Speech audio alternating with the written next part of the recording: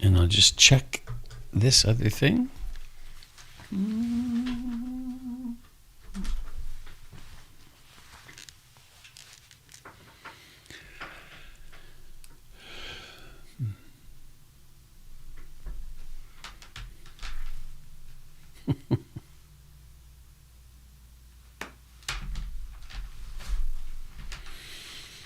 Good morning, dear Dharma friends.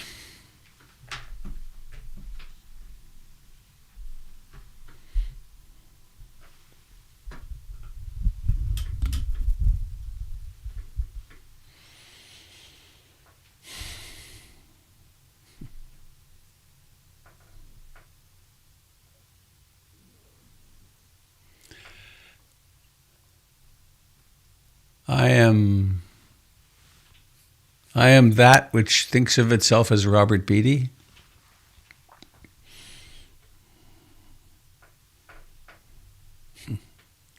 I am actually the infinite consciousness of the universe, being channeled by that which thinks of itself as Robert Beatty. Strange way to talk, isn't it? It must be just philosophical frou-fra. But if it isn't that, where does this consciousness come from? What a strange thing. My geographic location in temporal space is the planet Earth, Western North America.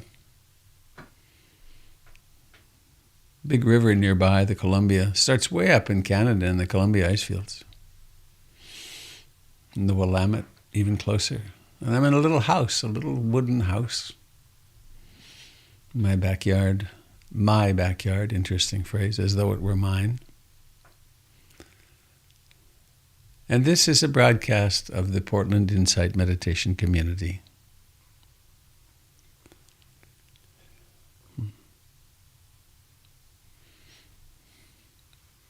And beside me on my screen is the one and only Jim Dalton,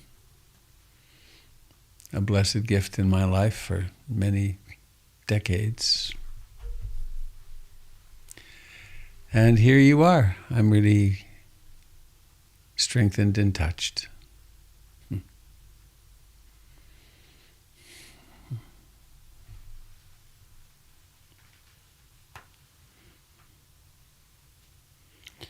These teachings come from the Buddha in a lineage that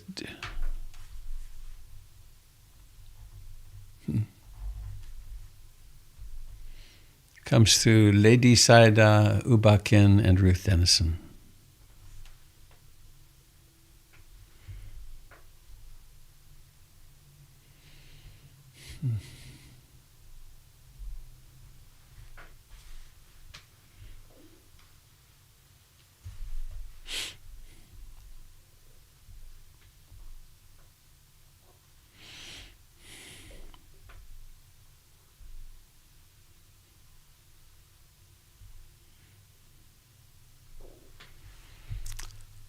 I'm going to stay in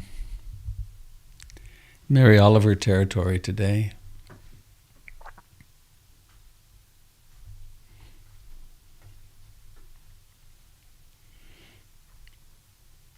When death comes,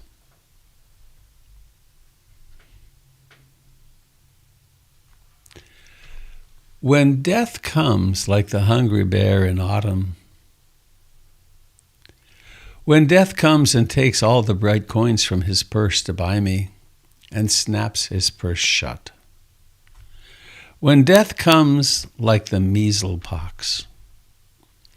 When death comes like an iceberg between the shoulder blades. I want to step through that door full of curiosity, wondering what it is going to be like, that cottage of darkness. And therefore I look upon everything as a brotherhood and a sisterhood, and I look upon time as no more than an idea. And I consider eternity as another possibility. And I think of each life as a flower, as common as a field daisy and just as singular. and each name a comfortable music in the mouth, tending as all music does toward silence. And each body a lion of courage and something precious to the earth. When it's over, I want to say, all my life I was a bride married to amazement. I was the bridegroom taking the world into my arms. When it's over, I don't want to wonder if I have made of my life something particular and real. I don't want to find myself sighing and frightened or full of argument. I don't want to end up simply having visited this world.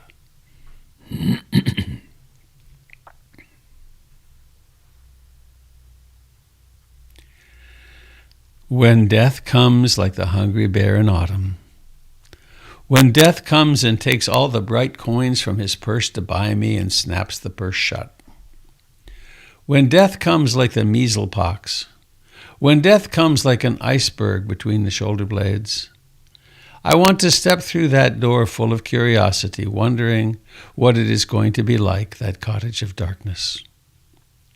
And therefore I look upon everything as a brotherhood and a sisterhood, and I look upon time as no more than an idea, and I consider eternity as another possibility. And I think of each life as a flower, as common as a field daisy, and as singular. And each name a comfortable music in the mouth, tending as all music does toward silence. And each body a lion of courage and something precious to the earth. When it's over, I want to say, all my life I was a bride married to amazement. I was the bridegroom taking the world into my arms. When it's over, I don't want to wonder if I have made of my life something particular and real. I don't want to find myself sighing and frightened or full of argument. I don't want to end up simply having visited this world.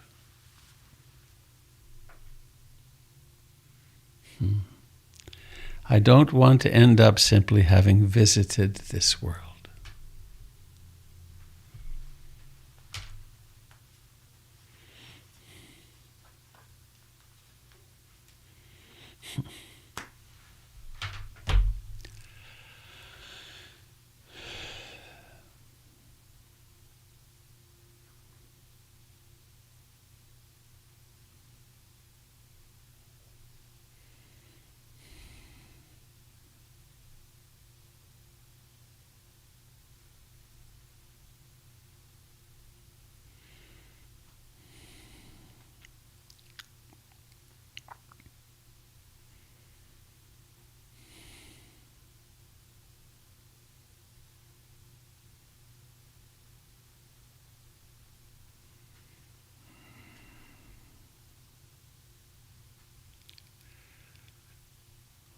So let us practice the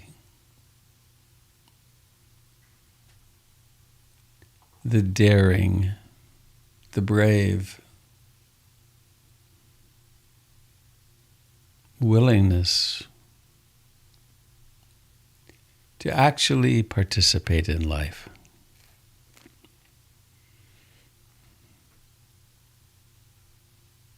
To embrace the fact of a body that is alive,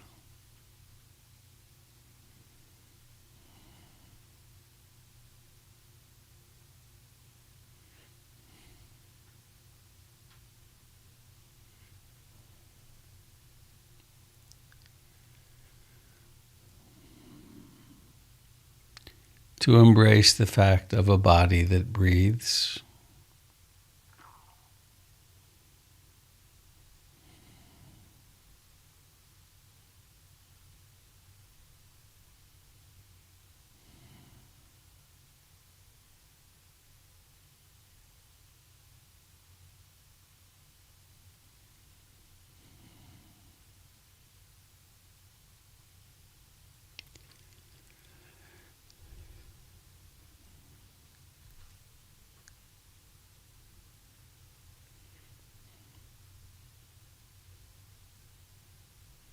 There are so many ways we can remain isolated.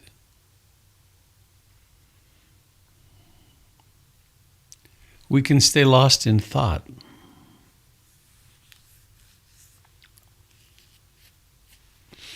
We can work all the time or always have music on or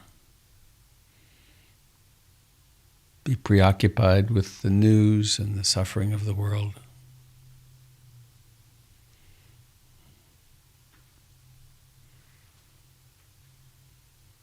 We can stay lost in resentments,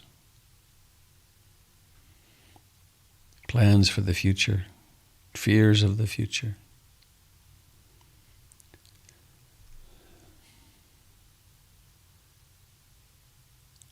Or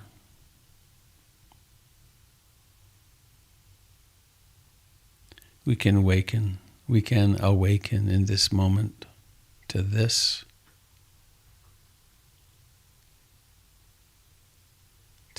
breathing in right now.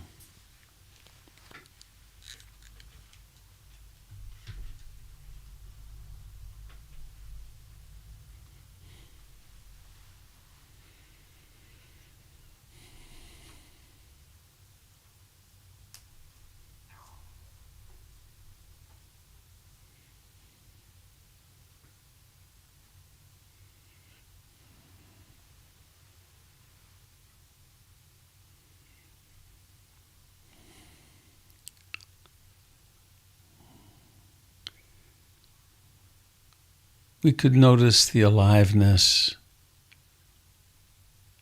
in the hands.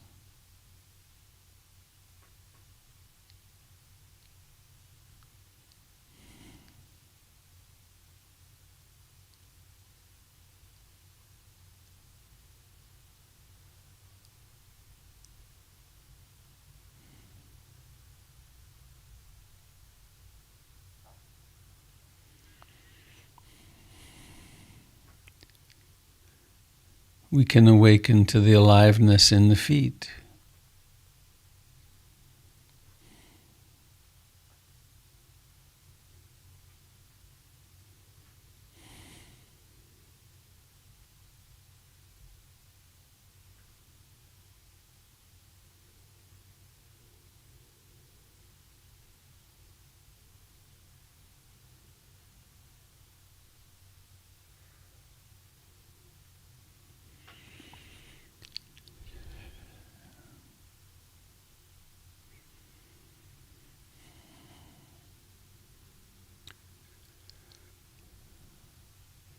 Each breath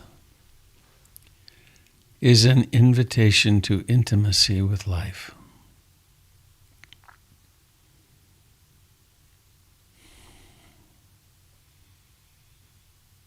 With this life, this moment.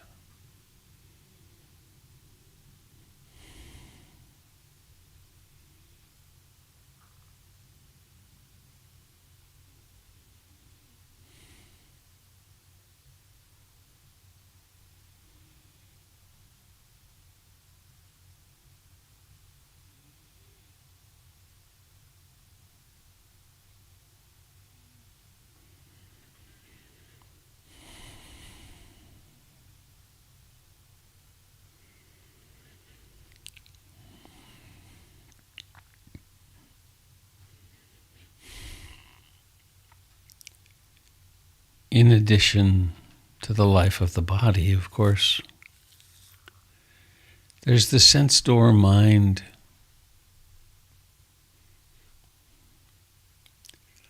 which is sensitive to objects of a different kind, to thoughts,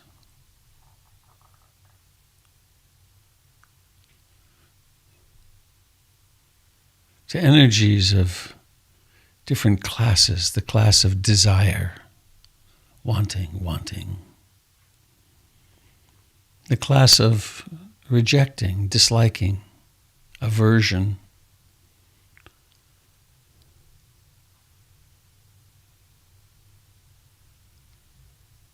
the style of restlessness and agitation and worry.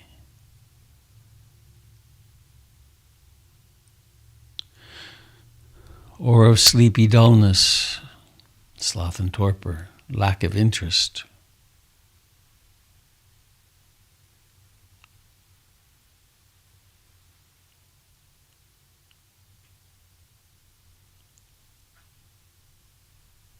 Or that collection of experiences we call doubt, conflicting belief systems.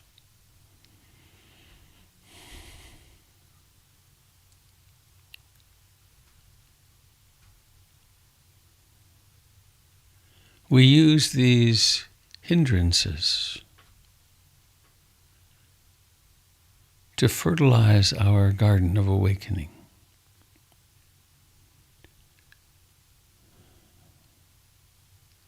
They are not personal.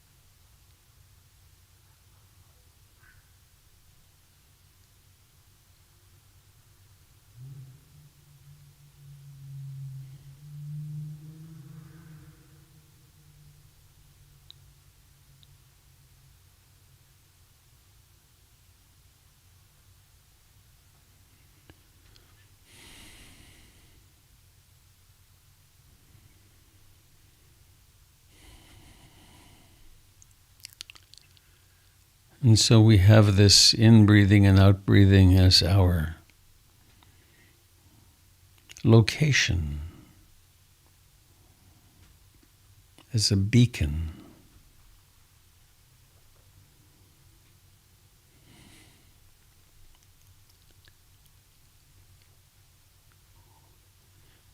And it may well be that most of the time the mind is wandering, worrying, planning.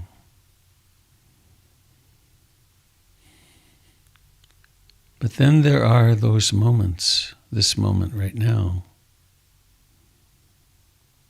when awakening is irrefutable.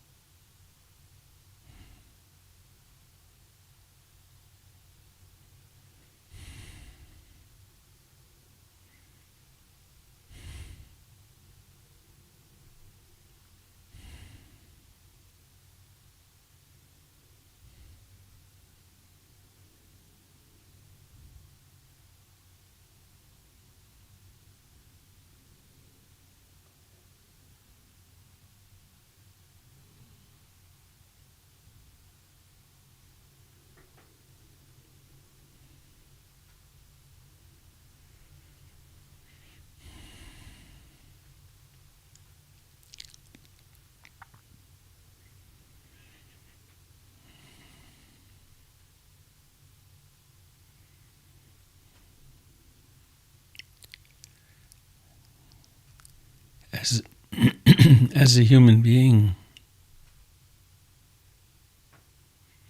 we are part of an ecological system that we know as the earth. Our mother, from whom we spring and to whom we return. And every day we borrow water and various elements.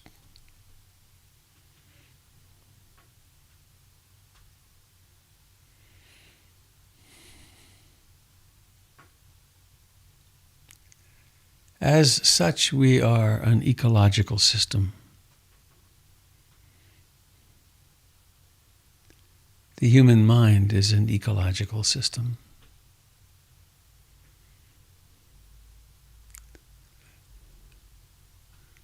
We plant crops. We plant mindfulness. We cultivate it. We create the conditions that will produce a fine crop of awareness.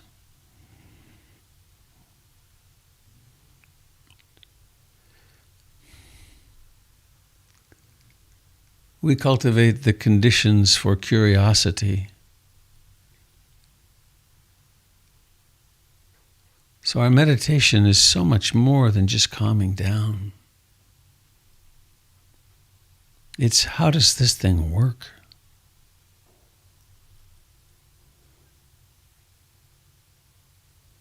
What is it like to be mindful or not mindful?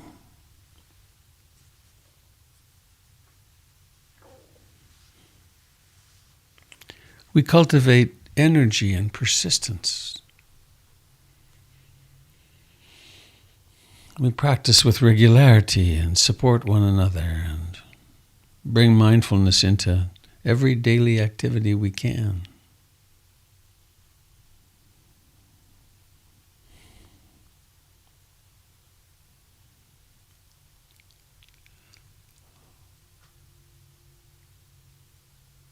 A certain joy and delight emerges from inside as a result of the cultivation of these mental crops, these mental factors.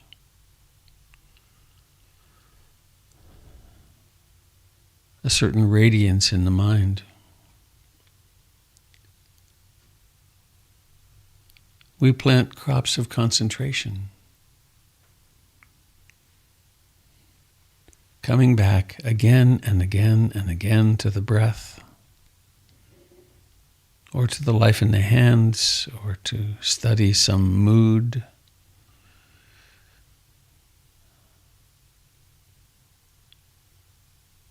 We simplify the mind and concentrate it.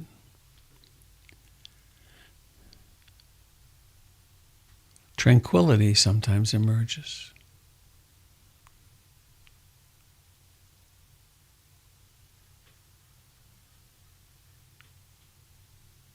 And equanimity grows. We learn we can bear with almost anything.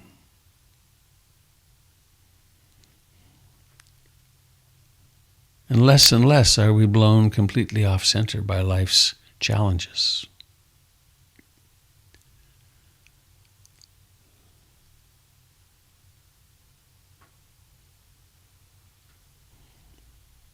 So we cultivate these enlightenment factors.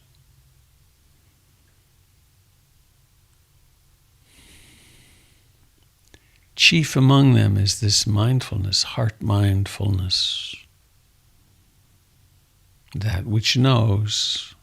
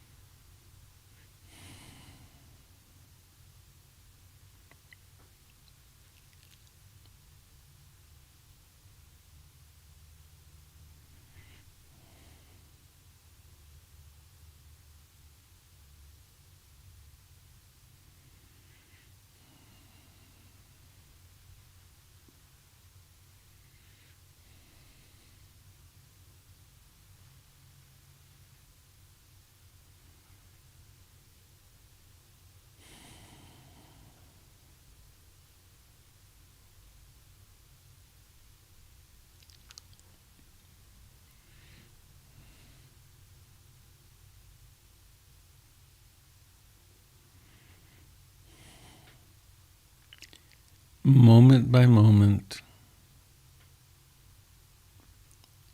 embracing the truth of this birth.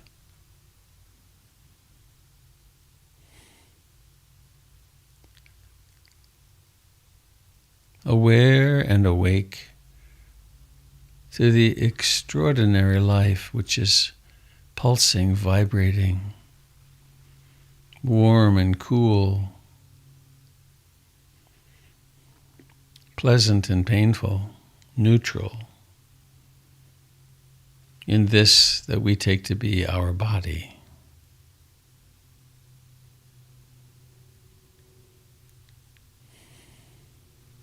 Noticing any sounds that appear.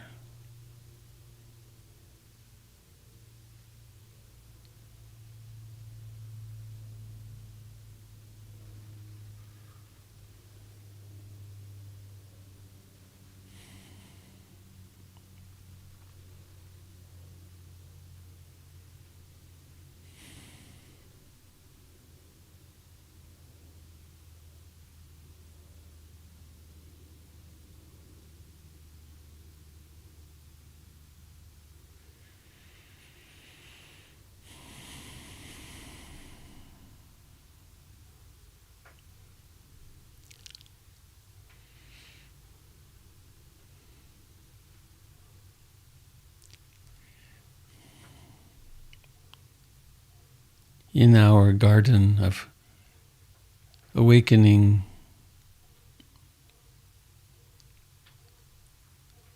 we also cultivate metta, loving kindness,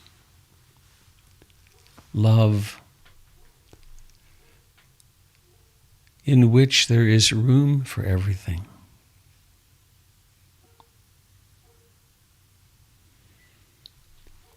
Room for everything. So we're not at war with any content of the mind or heart or experience that arises in meditation. We're not trying to get rid of anything.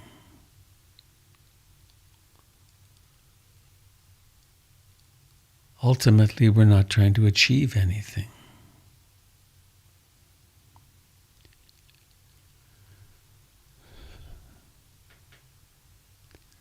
I aspire to love and accept myself. The experience of this moment exactly as it is.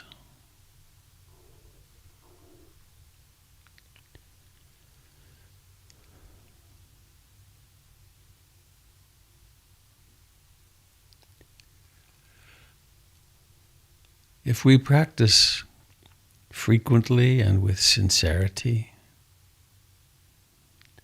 we will encounter pain, physical, emotional.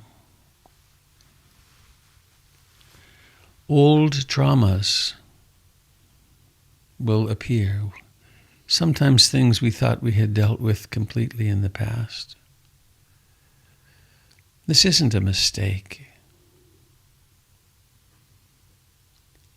It's the healing we took birth for.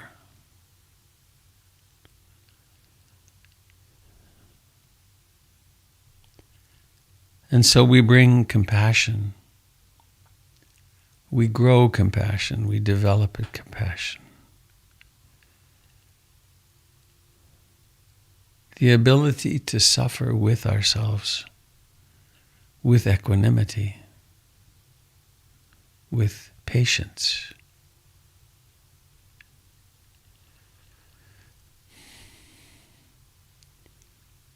To not simply visit this world. We grow ourselves into true adults.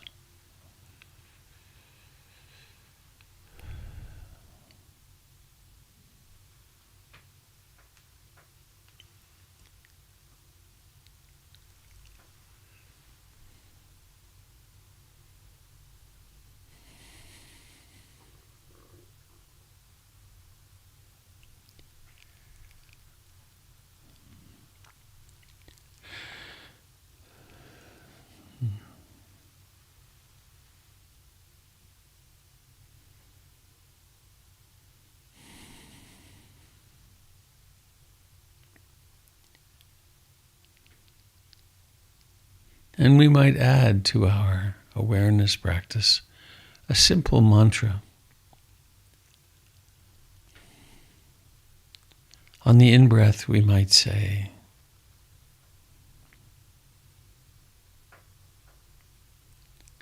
I long to be truly happy.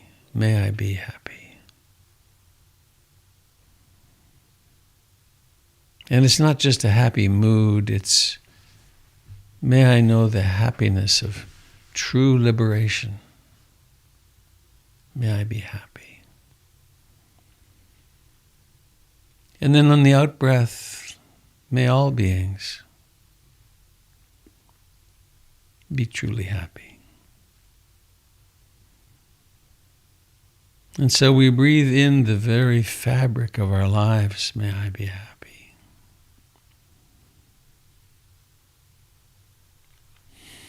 May all beings be happy.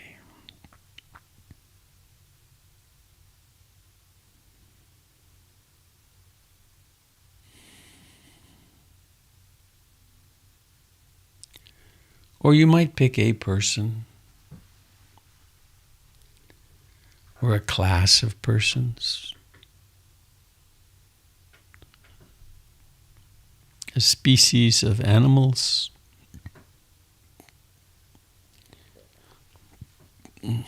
or fish,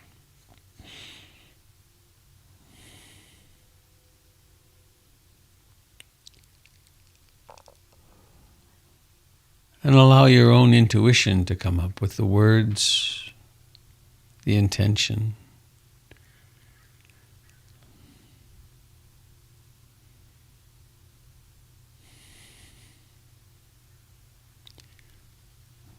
We might introduce the great self-love mantra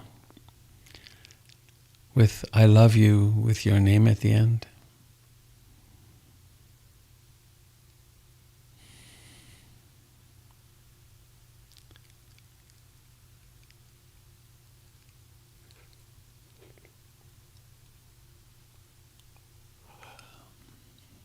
There's so much we can do with the imagination and opening to our true, beautiful, loving, compassionate nature.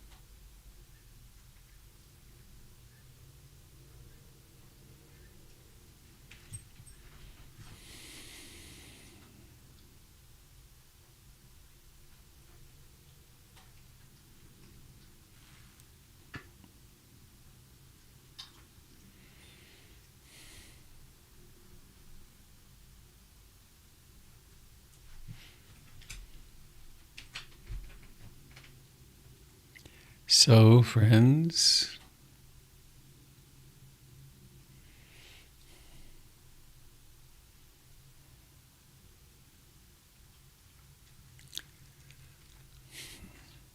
how goes it in your world? Is there something that is up that you'd like to share?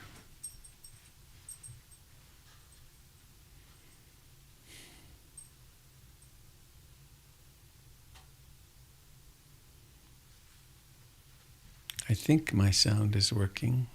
Jim, will you wave at me if it doesn't? Oh, just say something, would you? Let me check it. Check, check, check. Okay. Can you hear me? I'm good, yeah. Thanks.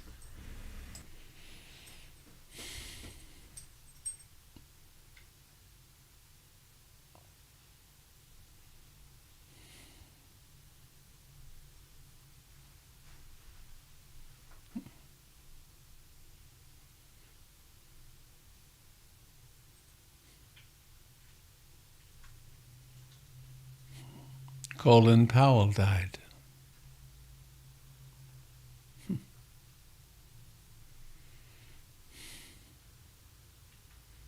A person who could acknowledge mistakes. I think a person of great integrity. Fully vaccinated. It's very unusual to be fully vaccinated and die. He was 82, had some health problems.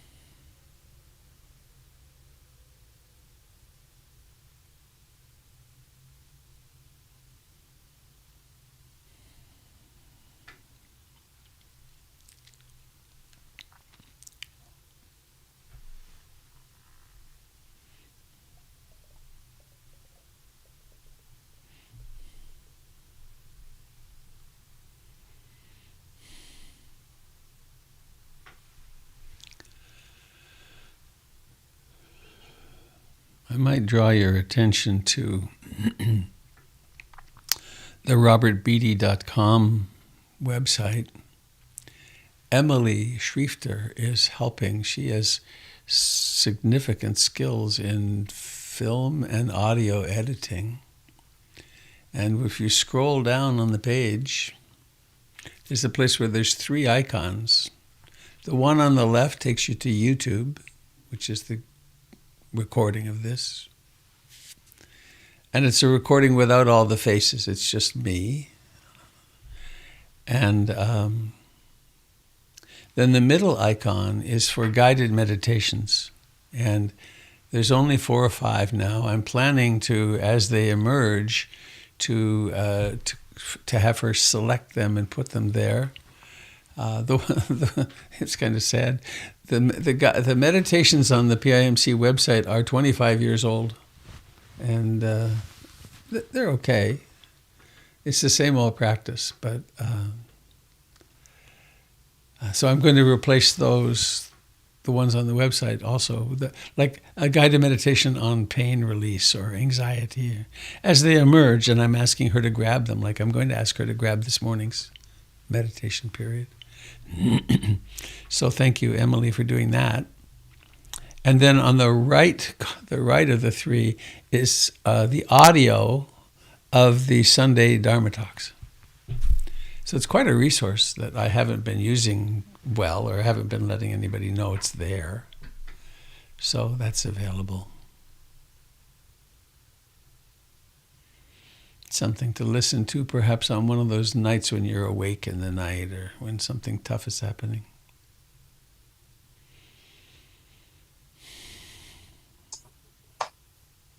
Good morning, all. It's Denise. Hello, Denise and Kat. Yeah, and Rascal. He's showing off. I just wanted to share some successes that I've had in my life recently, in just like the Dharma is working. I have a lot of health stuff and some legal things that are difficult, and it's just fine.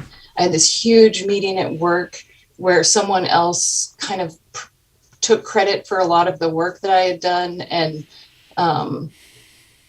someone else was there to kind of call them out, but I didn't care. It was like a thing where it was just like, oh, and I'll just tell you what I did and what's happening. And I don't know, other people came to me afterwards and were like, wow, you held your cool. And I was like, what cool? There was no problem.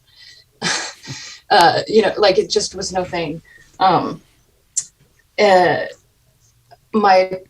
We were coming back from Brighton Bush last weekend, and this has been this huge battle for me. My partner was like, I think I'm not going to read news about Trump anymore. It doesn't do me any good.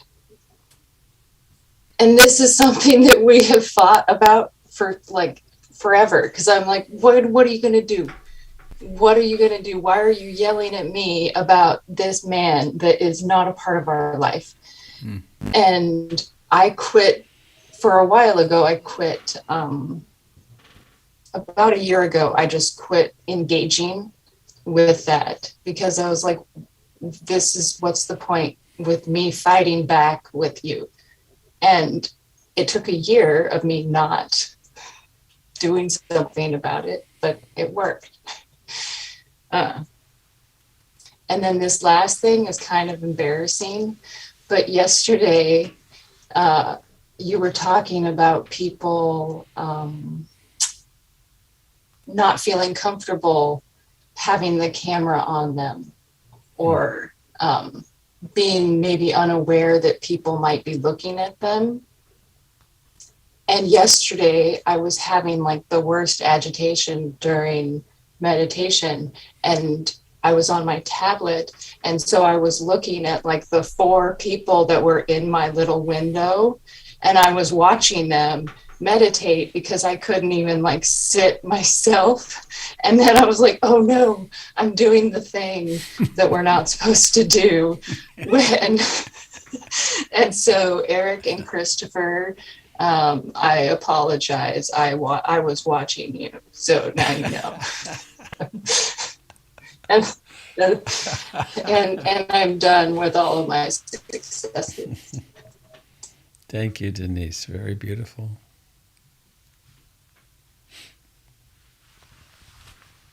I like to watch Eric and Christopher too, though.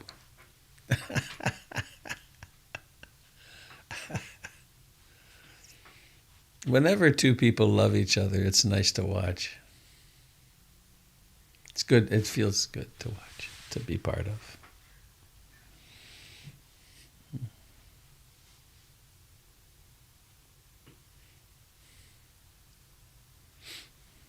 There was a question in the chat. Where were those talks I was talking about? It's on robertbeatty.com. Which, if you've not visited that site, it's got some beautiful, there's several interviews, a couple of interviews, and also a beautiful audio-visual presentation of the Great Way, the wonderful non-dual sutra. It's at the very bottom. You have to scroll right down to get to it. And listen with good sound, because it's gorgeous. Oops.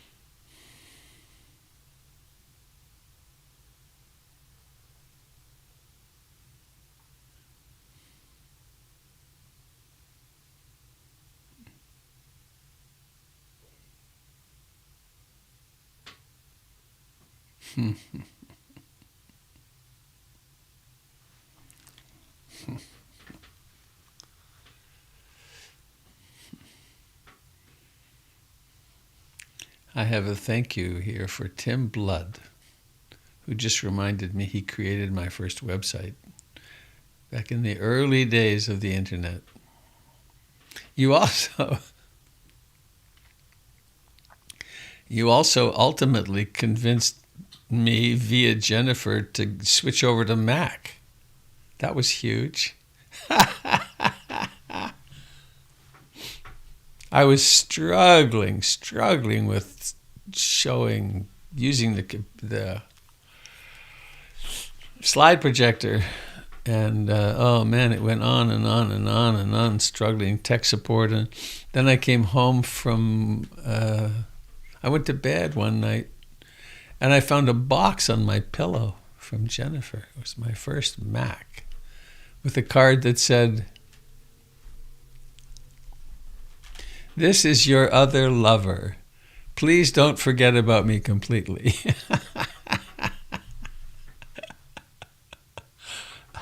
But I certainly have been a convert.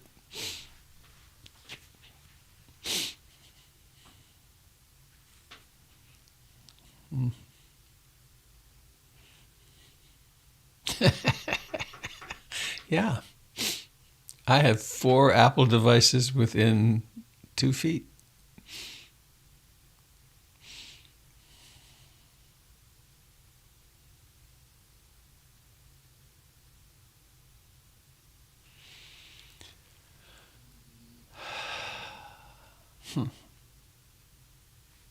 Morning, Songa. It's Birch. Hey, Birch. Hi, everybody. I just want to express my gratitude today. Emerged in today's meditation was just the awareness that when there's space, there's time and space in the practice between trauma and conditioning. That at some point, there's the sense that they can become a resource rather than just the process of reaction. There was an experience that today. I'm an adoptee, so one of my core wounds and blessings has been abandonment. And just recently, just 2 days ago, I had the first ever dream where my birth mother showed up in my dreams. It's just never happened before. It was an amazing experience. I was right back in the 60s, late 60s, And I won't go into the whole dream, but there was the one phrase that came through was, remember, I named you after myself. I named you after myself. It's really, so I've been reflecting on that for some time, and it's a bit more of a personal insight. But in today's meditation, there was that sense of abandonment that's been a framing, a kind of an unconscious framing of experience, to through the meditation practice, just being on that lip of the void, that unknown space, of just seeing what's emerging and passing, and that rather than, what came, how that a moment of that insight or sensation came about was recognized working with a client, and just she's a single child. And I just thought, we talked about the burden and blessing of being a single child, having to carry the family system forward. And then there's that older notion that really children are meant to be given to the world. You know, it's not the family of origin raising a child as we've done in the last 100 years or so, but a child would be for the village, a child would be for the community. And I guess that dream came about as a result of recognizing that on one level, I was free of the burden of that particular family system, and I was also given to the world through suffering, right? And this is only one individual, but there's a freedom there's a freedom possible in the trauma and the conditioning when there's this level of support that we have for each other, like when there's an actual community to come into. Some of the distance and space from the trauma and the social conditioning is less of a driver of experience and more of a reference and relationship. Anyway, that's some of what's percolating today. So I really am grateful for the guidance today. It really helped bring some of this into a quieter place. Yeah, check. Thanks, Birch.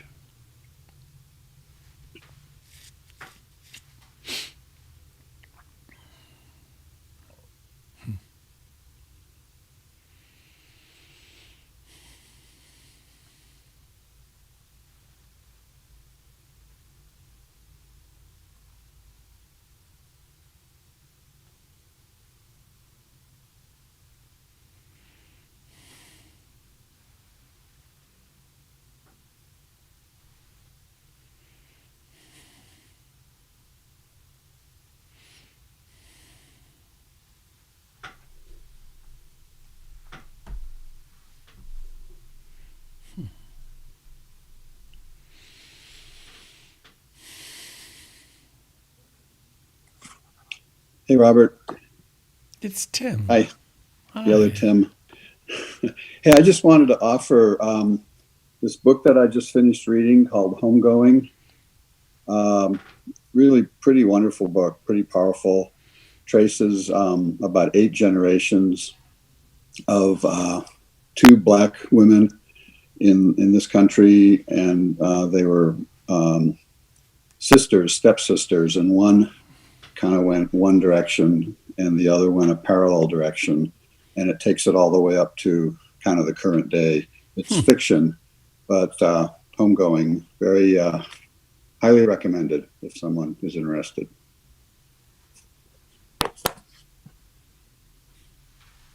Thanks, Tim. Anything you recommend is a worthy recommendation.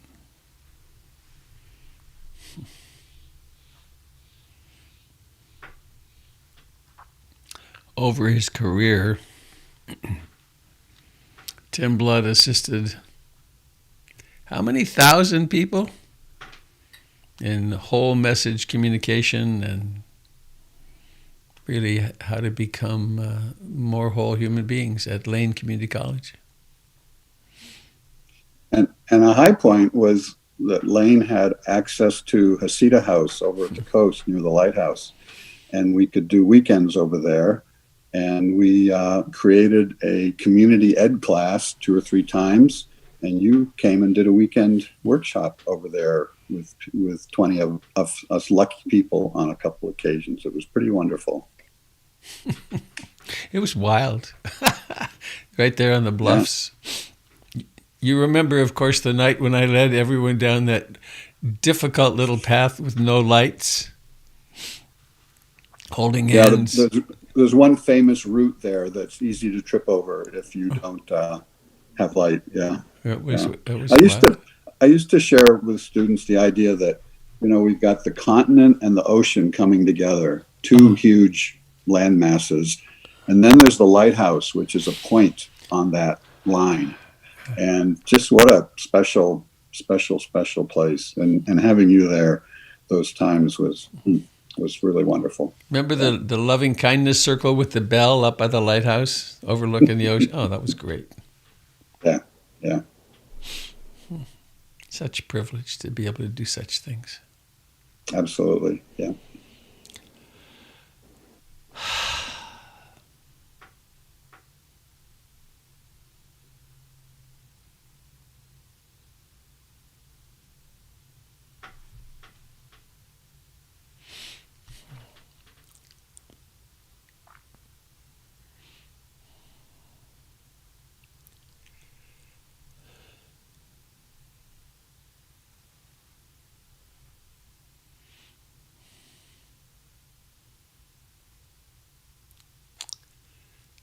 Well, anybody sitting with something else?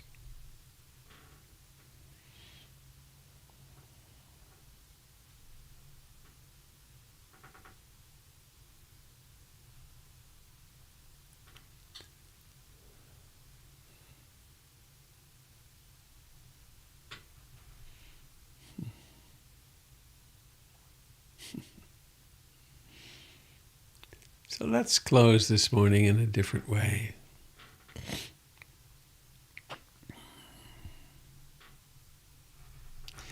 Fits my mood of the moment. Some of you will know it. We've done it a few times. From the Sufi tradition, I guess because we began with Nusrat Fateh Ali Khan. It'd be good to end with a Sufi parting. In Islam, there are 101 beautiful names of God. On the back wall, actually not right now, it's been taken down, but on the back wall of PIMC from the altar, if you look toward the exit, which is going to be different, it'll be much bigger now. Anyway, there's a goat skin that I bought at Rumi's tomb in Konya, and it says on it, in beautiful Arabic script, Bismillah ar-Rahman ar-Rahim, which is the beginning of almost all Islamic prayer. And it says, we begin in the name of Allah, whose names are compassion and mercy. Bismillah ar-Rahman ar-Rahim. So that's two of the 101 beautiful names. And God, of course, means the one, that which cannot be described, that which we are. And there's 99 more. And one of them is called Ya Shakur. Ya Shakur. A Shakur. And one rendition of this is Arabic. You can't really translate Arabic, apparently. You can do renditions of it, but it doesn't lend itself to direct translation. So one of the renditions is this. How exquisitely the one is manifesting to me in this moment as you.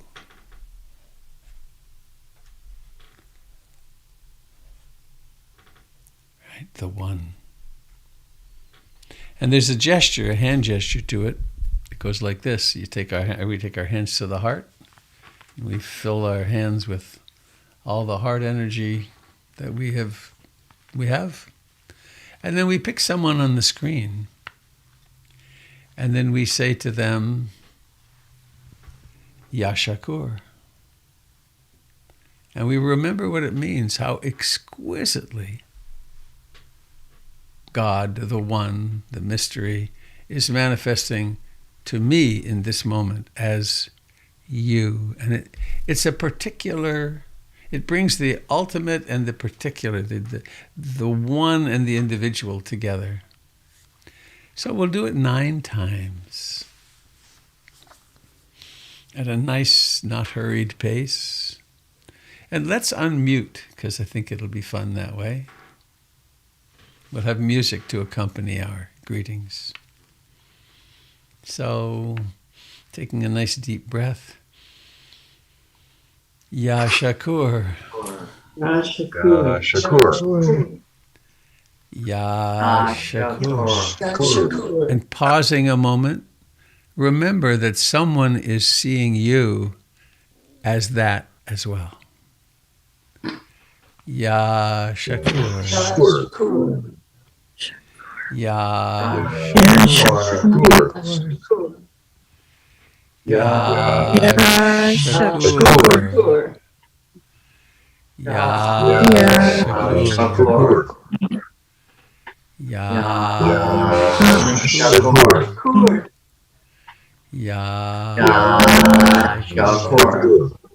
Shakur. Ya Shakur. Ya Shakur. 3 more, I think. Ya Shakur. Ya Shakur. Ya Shakur. And now, finally, picking your picture. Ya Shakur. Shakur. Have a fine, lovely, awake day, my dear friends. Thank you to those of you that shared. And